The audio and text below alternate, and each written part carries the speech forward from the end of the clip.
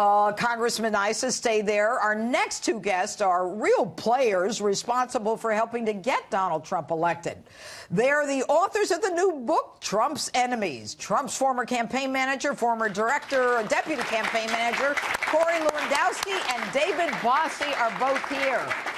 Hi, guys. Hi, Judge. How are you? Great to see you. Great to see you. Hello. How are you? Long time no see. Right. Sir. All right. So, listen, guys, you got a great new book out, and I'm not going to talk about it right now. Thanks, Judge. What I want to talk about... Where is it on the bestsellers list? It's on the New York Times bestseller list, so we're very happy. Congratulations. It may be fake news, but it's our fake news. Yeah, I know. And you know what? Now I feel like I'm part of your club. But listen, you know, what the congressman and I didn't have time to talk about, I want to talk to you guys about is the economy. We saw the GDP in 2018 hit record highs, but then it started to falter a little bit at the end of the year.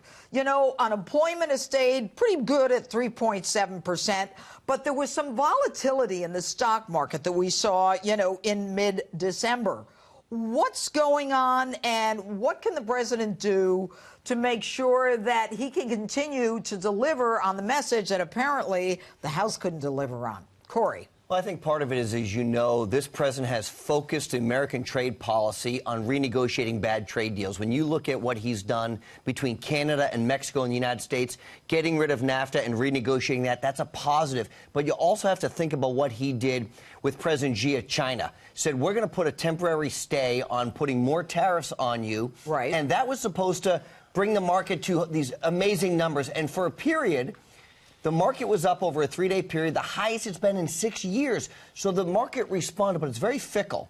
And now what we're seeing, Judge, over the last 2 or 3 or 4 weeks is every time the market goes down, whether it's 10 points or 50 points, they're now blaming the president. Unlike for all those times where it set record highs under his administration. It was never the president who did it. It was Barack Obama. It was Barack Obama who built this, right? You but know, now all of a maybe sudden, I'm wrong. Am I wrong? Did Barack Obama build it?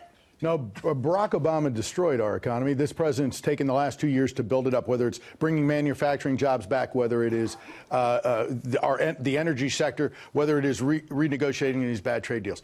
I think there's a lot of uncertainty out there in the markets. And I'm not an economist, but I'm a political guy. And I look at the investigations that are about to beset this president and this White House. You are going to see a White House that is going to be under siege by the Democrat-controlled House here very shortly. And you're going to see a White House that is naturally going to constrict in its ability to get a legislative agenda through, as well as other priorities on the economy. Let me ask you this, Congressman. I mean, you know, the House couldn't do what it might have done. It didn't do. Why? Well, because the House is known for passing things and then letting the Senate fail to do it. This time there were a lot of things we didn't pass. We didn't even send them to the Senate that the president wanted. The economy's so good. Why didn't Republicans win and keep the House? You know, and the economy is an interesting and fickle thing. In a good economy, a lot of Republicans don't get real excited and turn out. Democrats, looking at Donald Trump and despising him, did turn out. But, you know, one of the things about the economy, some people score the economy based on, 3.7% unemployment and so on. How about we score it like it was the real battle that it is between us and the Chinese? Last quarter, Chinese, 1.3% growth. Less than 2 months ago, I was at the World Economic Forum in China. Company after company told me about their leaving China. They're building their new factory in Vietnam or South Korea. Oh, boy. The fact Not is, here. I was hoping you would say the U.S. Well, no, a lot are being built in the U.S., and we see those every day, but we don't see what's moving out of China just to move out of China. What China is dealing with is we're in this so-called war. And we're winning it. Yes, we're growing at X rate, but China has decelerated from its typical over 10% to 1.3%. They are in a free fall. All right. What I'm going to do right now is I know we have a question from our audience, and I believe, sir, Ernie, I'll just call you Ernie. You're Ernie, right? I'm Ernie. All right, Ernie. Ernie's question is, what does the situation with China mean for the economy, and could things get worse? Well, I think I just gave you a part of that.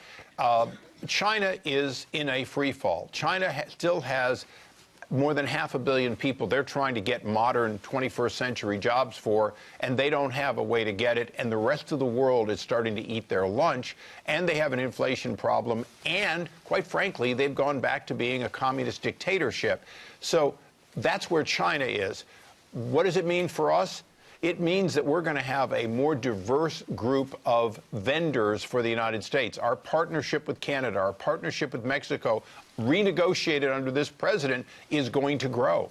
All right. And I think you had an additional question. Yes. And the additional question, and what will that do? What will that effect be on our elections coming up in 2020? Well, look, as it relates to China, you have to think they're now agreeing to open their markets to our agriculture products because of the sit-down conversation that President Trump had with President Xi. They have blocked us from putting our exports there for a long time because they didn't want to compete against the United States. But that renegotiation is everything is witnessed at the ballot box. When people are doing well, they have to ask themselves a very simple question, which was asked under the Clinton administration and the Obama administration for a re-election effort. Am I better off today than I was 2 or 4 years ago? When you look at economic security, you look at homeland security, and you look at national security, every economic indicator of those issues says, yes, we are stronger today under the Trump administration than we were 2 years ago, right, which bodes very well for a re-election campaign. And Judge, if I could, just one more thing is, in that conversation with President Xi, President Trump asked the Chinese president to take a stand on the opioid issue. Yes. And that is that potentially 2 years from now, not today, but 2 years from now, is going to be able to help us rein this tragedy in that is going on in this country. And I think that the American people hopefully will see the fruits of that labor as well. All right. And now I believe we have another question from the audience. Yes. Recently, I've seen a lot of headlines that the economy is just dropping, the stock market's crashing. It's been very worrying to me, and I'm wondering, could we be headed for another recession? Look, I'm not an economist, and I didn't stay at a Holiday Inn Express last night, so I'm just going to give you my ideas. But the truth is, I don't think so, because every economic indicator is showing that we're still expanding. Our economy is growing. It's not receding. We have to be very cautious of the Federal Reserve continuing to raise interest rates. It's something the president's been very candid about. He's been very vocal about it. We have to understand people are finally having more money in their pockets for the first time in literally a decade. Under the Bush and then the Obama economy, people didn't have job opportunities, and not just the new jobs, but what you're seeing in our economy right now is people who have jobs have opportunities to move to other places that didn't exist because the deregulation that this president has impacted in our environment, which means more economic opportunities for everybody. Go ahead, and I'd love to find a way to get the millennials to get into the housing market, right? That's one of the soft spots that we see in the economy coming up in the next